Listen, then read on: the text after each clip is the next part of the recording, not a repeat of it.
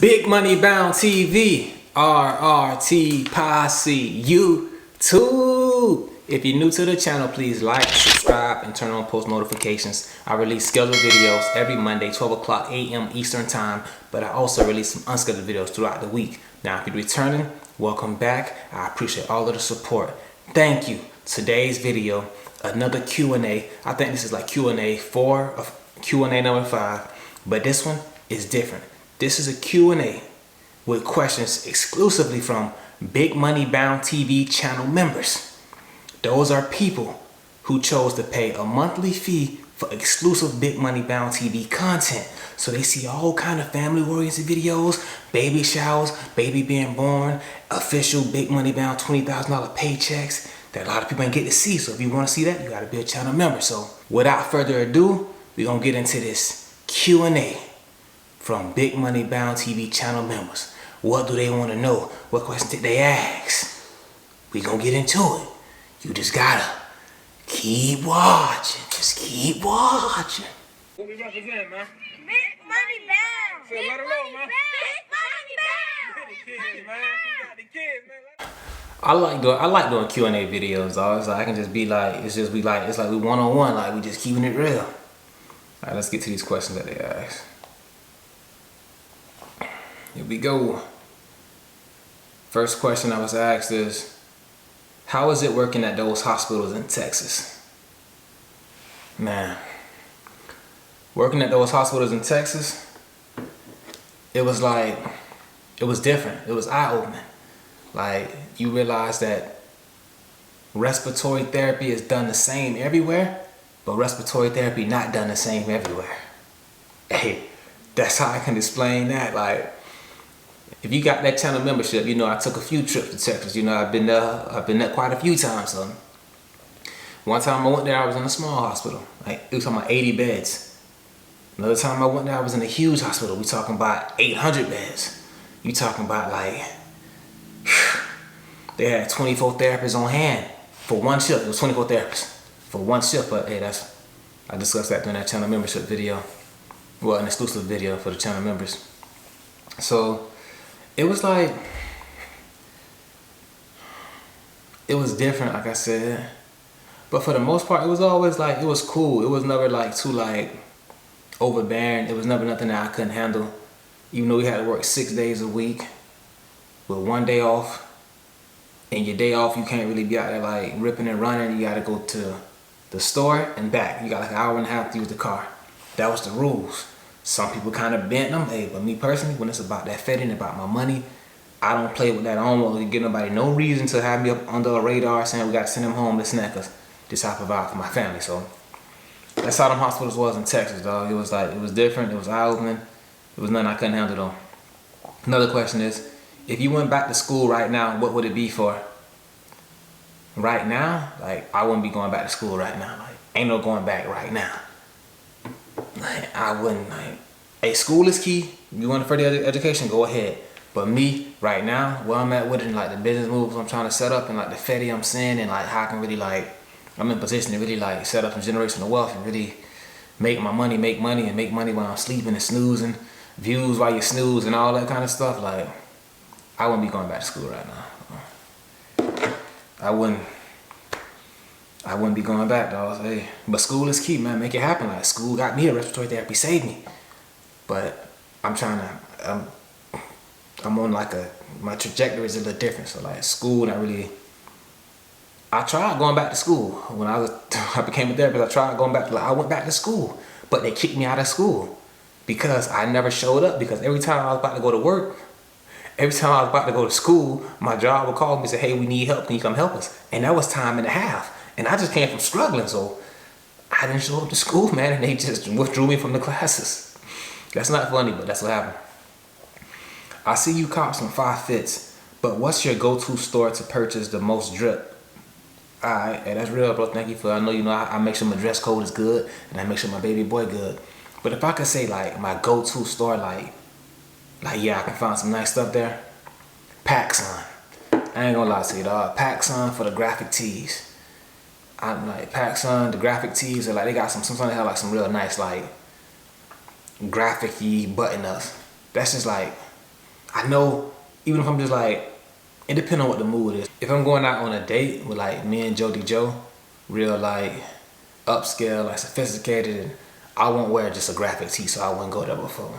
Majority of the time when I'm just like chilling around the city, going to like the movies, going to grab a quick little bite, and I want to be fresh, I'm gonna hit PacSun, get a nice graphic tee.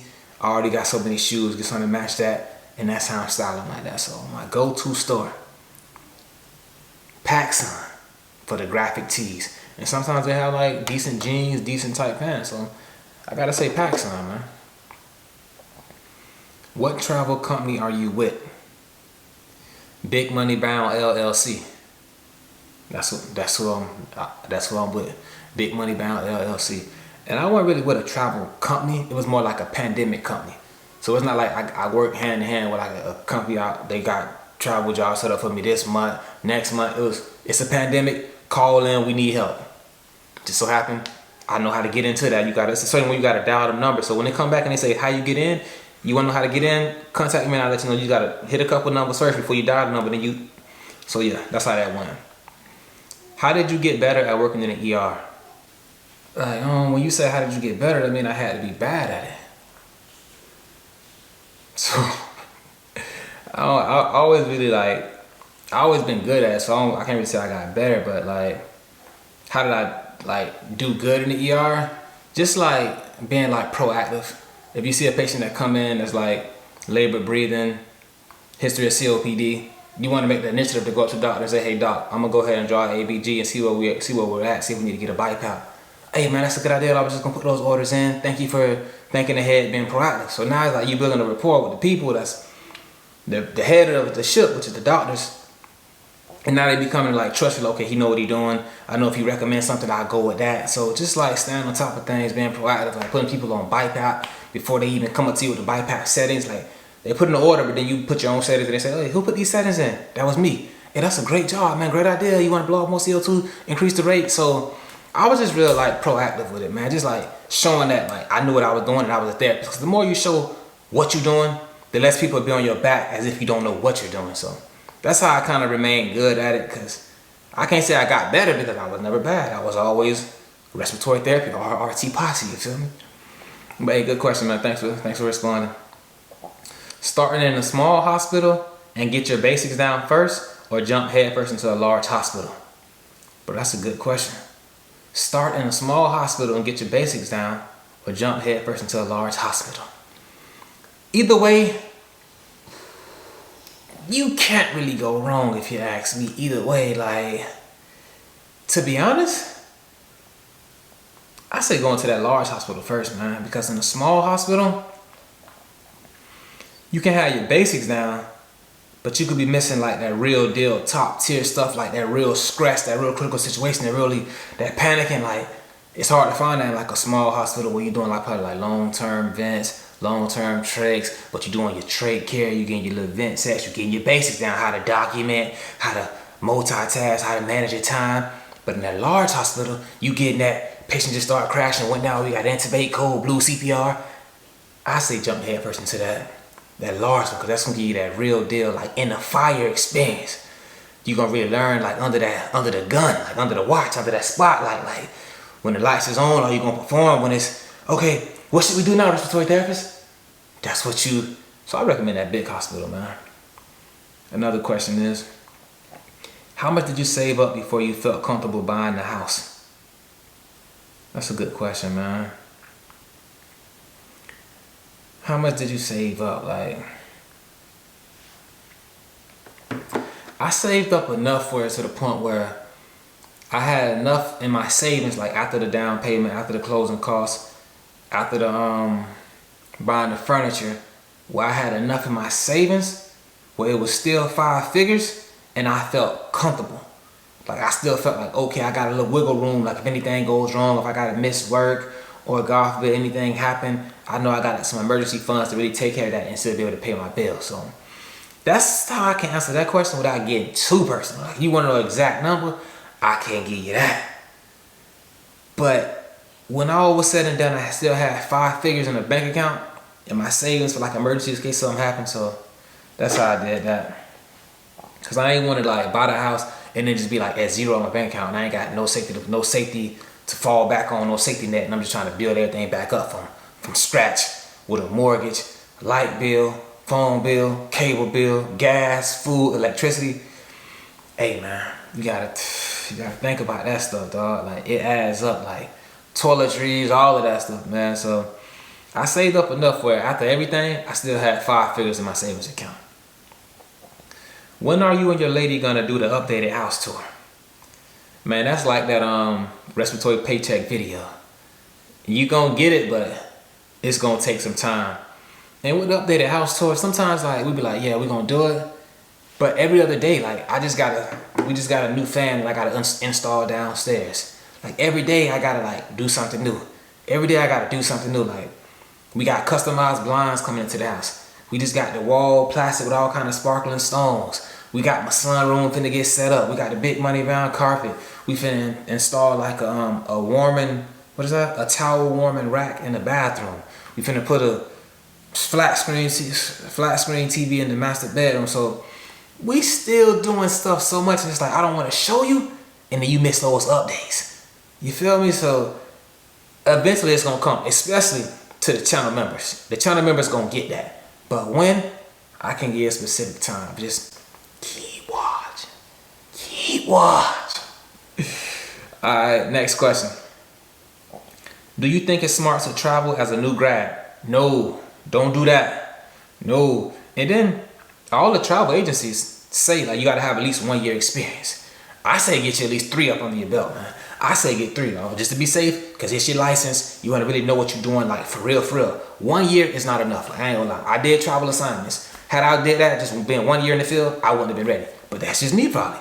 I say have you at least 3 years before you go travel, and now you doing stuff in like foreign lands, and you using different equipment, different events, different documenting systems, different ABG machines. I used the ABG machine in Texas that like it was called an iStat. You had to draw the blood from a patient, have the blood in the needle, get a little cartridge thing, squirt the blood in there, put the cap on, stick that into a machine, do all kind of other documentation on that device. So hey, I say 3 years. Now there's no new grad. Don't do that. Alright. I know you're a Bootsy fan, so out of all of his songs, which is his best one to you? Like, bro, that's tough. Like, that's like saying, if you got multiple kids, which one is your favorite kid? My favorite song, like, I really like listening to the songs that like I can like relate to. Like, dang, I feel what he's saying. Like, nah, homie speaking for real. Like, I feel, like I understand that. But let me see. If I had to pick one song, it'd probably be "Never Give Up" by Bootsy. Like, never give up. I bump that a lot. There's one lyric he's saying that like, I got some newborn babies.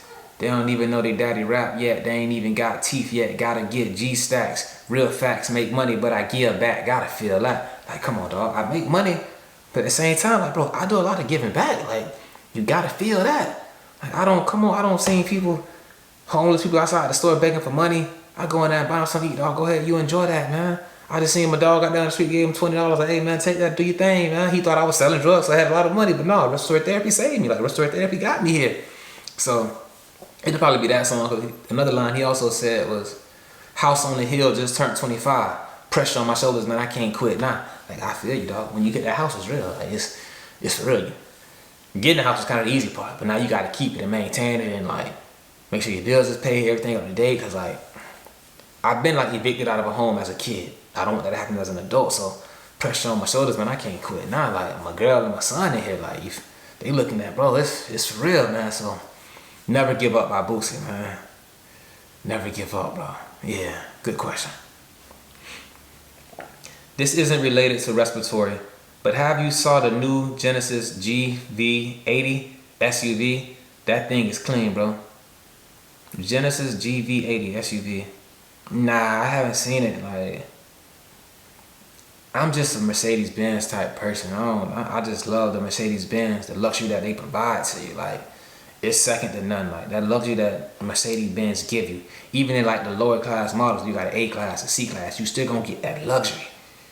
Like I say, man, gotta get Jody that GLE. The luxury that's inside of that is like, bro, it's She like, no, you don't worry about this. That's too expensive. Hey, don't say that. I got it. It's like, trust me, I got you. You want that, I'm gonna get it. Don't worry about it expensive. I'm gonna make that happen. Trust me, dog. But nah, I ain't see the Genesis. But there's other cars that are luxurious in the inside, like the Audi A8. The Audi A8, the outside may not be as nice looking, but the inside is grade A luxury. But it's something about that Mercedes Benz, like I just love it. So, but nah, I ain't see the Genesis. Thanks for asking, though. How many credentials do you have in the field of respiratory? And what does those give you opportunities to do? The only credentials I have is RRT. Like, I ain't got nothing like, I don't really got nothing else. Like, oh, I got RRT, bro. It's a lot more other stuff that I'm gonna do a video on it, like all the credentials and what you can do and all that. It's like, you can have a sleep lab. You got one like an asthma intensive care case person. It's a whole bunch of them, but like, they give you let's say if I had those, it gave me the opportunity to perform respiratory therapy. Like, it's like, oh, y'all know me, man. Like, that's why I never did the video about like, they got a respiratory therapist master program. And everybody's like, hey, can you do a video on that? I don't want to tell people the same thing I told them about the bachelor's. Why would I go and get the master's if I'm gonna get the same amount of money as somebody who got an associate's? Like, I'm not wasting time going to school if I'm not getting paid more money. And I don't want to have a message going out there like I'm telling people don't go to school. That's why I chose not to do that video. But I'm going to school to get a master's, and I'm gonna get the same as somebody who got an associate's. So I don't believe in going to get all these extra credentials. You can do this, you can do that, you can do this, you can do that. But I'm gonna get paid the same amount of money. My pay is gonna really determined by my years of experience, not my credentials. So it's just, to me, it makes no sense to go and get that stuff, bro. Like, now if I was being compensated for having all those credentials, bro, I had the most in America.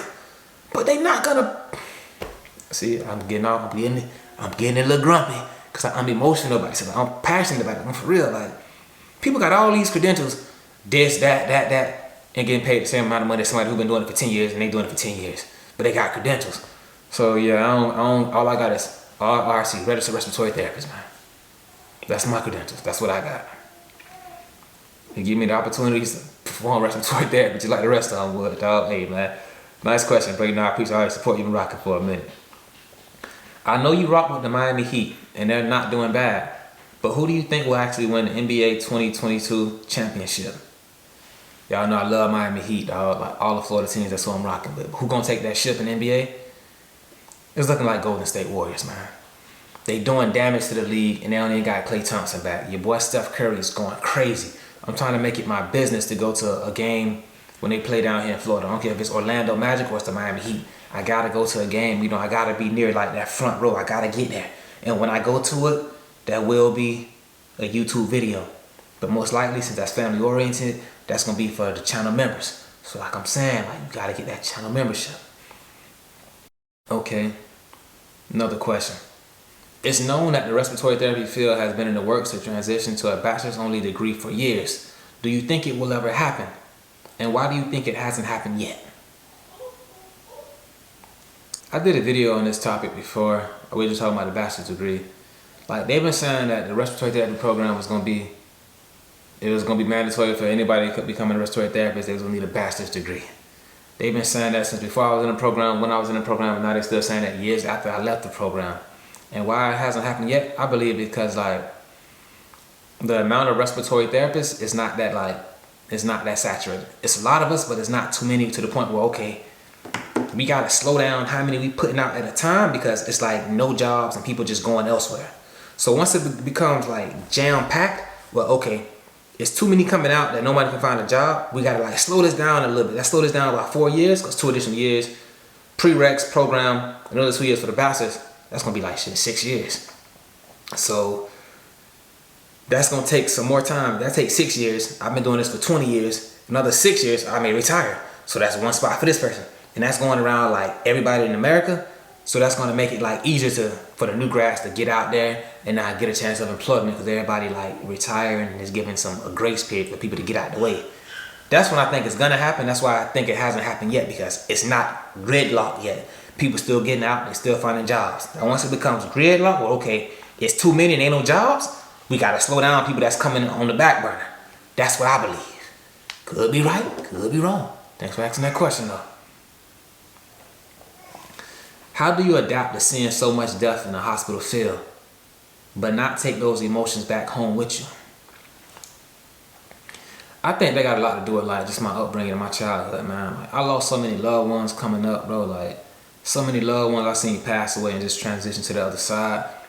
I started to just realize and understand that, bro, this is like a circle of life. You gonna come in here and you gonna leave here. Like this is how it is. All I know is that if you make it stop with me, I'm gonna give you the best care I can possibly give you before you go on to your next destination.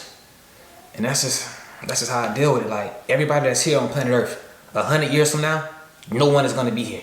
And if you know that, you understand that, you'll move differently and you'll treat people differently. Like tomorrow not promised to nobody, man. So don't it ain't no, well, you gonna pass away in this year, so that's gonna be that's gonna be your last year to be like nice to everybody and try to get into wherever you think you're gonna go to be good.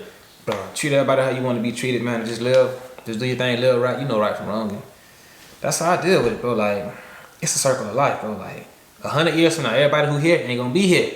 So while you in here, let's be in here. And let's act accordingly, you feel me? Don't need to act wild and crazy, but enjoy yourself. So that's how I deal with it, man. Like, it's life, man. Rest in peace to all them people who ain't here no more. Rest in peace to the ones that ain't make it, dog. Like, all I can do is keep holding it down, man. I know they're looking down proud of me because, like, I made it out of a place where a lot of people ain't make it, dog.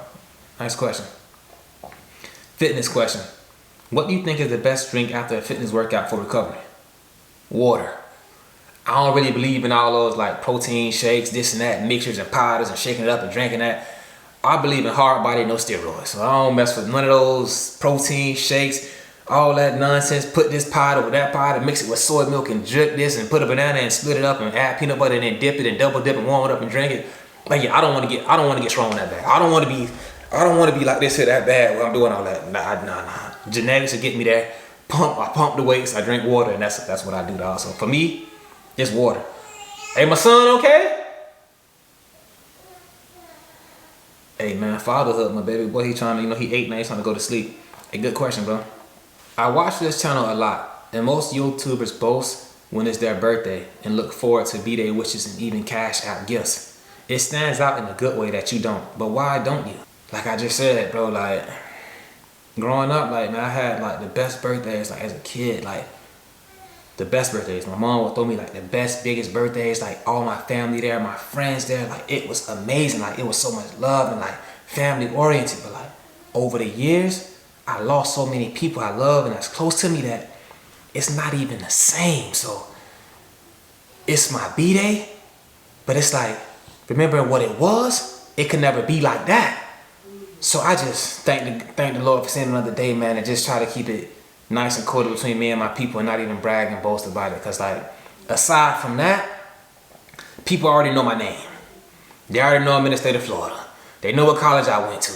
Now if I give them my birthday, they gonna just find out my birth year. Nah, that's like a little too much. You got my name, my date of birth, where I went to college at. You giving people too much information, dog. So that's another reason why too. Like, and I don't like ask people for money, like, cause nah, I don't like here go my cash out, send me something, like, bro, that ain't me. Nah, I don't. I'm too much of a hustler to just say, give me this for nothing. Just, it's my birthday, give me this. That ain't how I move, dog. Hey, nice question, I appreciate that. How do you handle yourself during a travel assignment versus how you handle yourself at a hospital you are a full-time staff at? I will be going on my first travel assignment myself, although it will be within my state. How do you handle yourself during a travel assignment versus how you handle yourself at a hospital you are full-time staff at? Just like when you're traveling, it's gonna be like starting a new job again. That's what you're exactly doing. Like at your full-time place of employment, you walk in there, you may be in there like, hey, what's happening? How y'all doing? With my assignment, this is what I'm at today. It's gonna be more of like a loose vibe. You feel me? And once you go into that travel assignment, you knew that it's gonna be more like up straight, like where y'all want me, okay, this, because you want to make a good impression. You don't want everybody thinking that you're just joking around and playing. That's a big thing for me because, like, if you don't know my personality, you may think, man, this man just joking around and he playing. But no, that's how homie is. Like, that's him. He not joking around. He not playing. That's just his vibe. That's how he living. But I can't go doing that somewhere where I'm brand spanking new at because these people don't really know me like that. So you just going to be in there like you would your first day at the job, bro, and just until you get to the place where you can be kind of comfortable how you is at your full-time job. That's just how you handle yourself. You gotta like just, you know, be on your P's and Q's, stay on your toes, be on guard, really like be alert, like, cause this is a new job. So it's gonna be like a brand spanking new first day at the job. How you act on your first day at the job, at your full-time job, that's how you gonna handle yourself at that first day at that travel assignment, dog. You just gonna be up on your toes, standing straight up, yes sir, all that stuff. You're gonna be on guard. Nice question though. Have you ever encountered any racism in your respiratory therapy program or in the field amongst your peers? Like, I ain't gonna lie to you, man. My respiratory therapy program, we had so many different like races of people. Caucasian people, black people, Hispanic people, Oriental people, Africans, Haitian, Jamaican, white, Italian, Egyptian, Filipino, people from Chinese, Korean, Vietnamese. It was just so many people that like, it was just a melting pot. So it wasn't really like, nah. But in the field, like yeah, in the field of respiratory therapy, hell yeah. But in the program, nah. But in the field, amongst your peers, yeah, I did. I experienced them, bro. And one day I'm gonna do a whole video about that. But that's gonna be like when I'm like leaving and I'm out of respiratory therapy. You feel me? I can't do it while I'm in it because they watching me. Feel me? They watching me. But once I get out, I'm gonna address that topic. But just remind me that when I get out, just under the comments, hey, can you make that video about the racism you had in your field? And I got you. So in the field, amongst my peers, yes. In the program, nah. Hold on. I did. In the program, I did. But not amongst my classmates. It was at an orientation site. I was in a hospital. I experienced racism, dog. Yes, I did. It was this lady. I'm a student at the hospital. I'm not orienting, bro. I'm interning at the hospital. I'm at my internship. I'm there. It's me. This is white dude. This is black girl. They had to take tanks from the tank farm. The staff had to do it. Every time it was time to take tanks from the farm, she would come and find me. She would come and find me. Okay, I understand not find a lady because, okay, that's a female. I'm a man, but there's two men here. She came and found me. It was a white lady. She came and found me. Tanks. It got to the point where, bro, I'm at the hospital. I'm like, hey, man, is that lady here today? They're like, yeah, why? I'm like, man, because I know she's going to make me come and do those tanks, man. I don't feel like doing those tanks today. She's like, man, she's not going to do that. You keep doing it. I'm like, she going to come and find me. Trust me. This lady walked into the room looking for me. Where's Randy? Hey, Randy, come on, let's go to the tank farm. I'm like, bro, see it? They like, damn. So I'm like, all right, bro. This is what the situation was. She kept finding me. Only me. So then, I come back to the orientation. I come back to the internship site.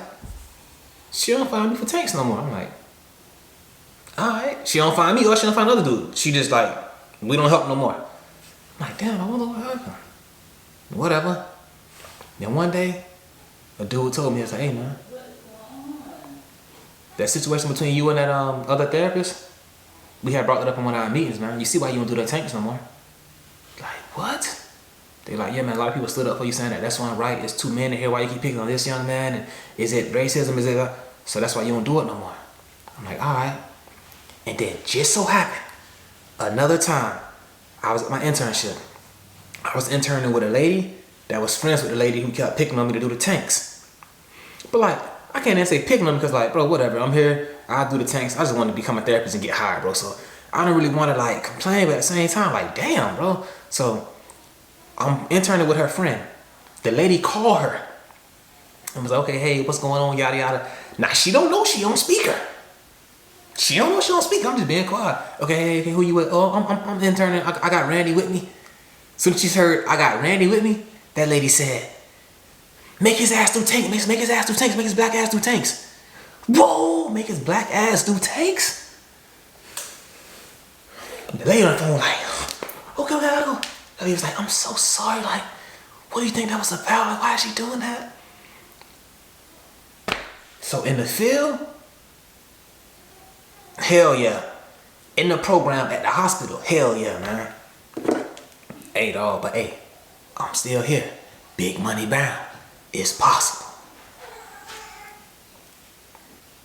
she having a hard time putting my son to sleep. I want to just go in there and help her, you feel me? But then she gonna feel like I'm showing up, so I let her try to do her thing. What personal traits do you think are necessary to be a good respiratory therapist?